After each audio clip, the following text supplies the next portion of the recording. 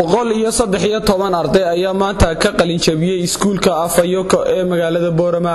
Ardaydan ayaa waxa ay iskugu jireen namada ayaa waxa ay barteen xifradaha kala ah laydhka, wastaadada iyo nijaarka, halka dumarka ka qalin jabinayay barteen maamulka, aqoonta kombiyuutarka iyo secretarialka.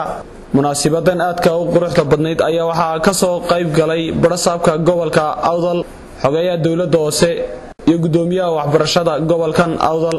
ugu horeyntii waxa halkaasi ka hadlay gudoomiyaha iskuulka Afayoko ee magaalada Boorama, Ibrahim Saciid, waxaana uu ka warbixiyay marxaladii kala duwan ee uu soo maray iskuulkani. waxa kale oo uu sheegay in ay iskuulkan loogu talagalay dadka la haybsooco iyo dadka ka absaamay in ay xilligii loogu talagalay galaan iskuulada. waxa kale oo uu sheegay in kani loogu talagalay in ay galaan habluhu isla markaasina loogu dhiirigeliyo waxbarashada hablaha. كوني قلت في هاي internal inspiration people dadka la yiraahdo barakacayaasha localka dadka laga tirada badan yahay gabdhaha iskuulada awoodi waayay iyo inamada drop outska mashruuca wuxuu munaasib u yahay waxa weeyaan haweenka mashruuca waxa loogu talagalay boqolkiiba 50 noqdaan haween. alxamdulillah maanta waxa ka baxay boqolkiiba 70 haween. waxa kale oo halkaasi ka hadlay barasaabka gobolka Awdal.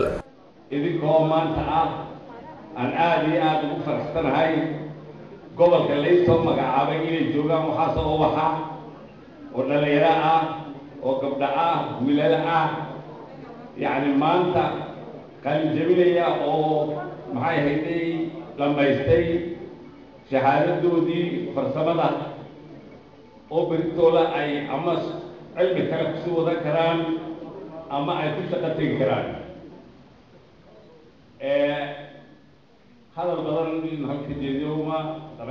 waxaa kaloo halkaasi ka hadlay gudoomiyaha waxbarashada gobolka Awdal, balyo iyo tahniyad u diray ardaydii iyo macallimiinta iskuulka Afayoko. in nijaaradii la helo, wastaadadii la helo, gabdhuhu ay makiinadii wax ku korlayeen helaan. runtii aad iyo aad baan ugu mahadsan yihiin olooyinkii ka qayb qaatay, hadday ahayd hay'adaha caalamiga iyo hadday ay tahay xogayaha dawladda hoose. ugu dambeyntii waxaa halkaasi lagu guddoonsiiyey ardaydii qalin jabisay shahaadooyin.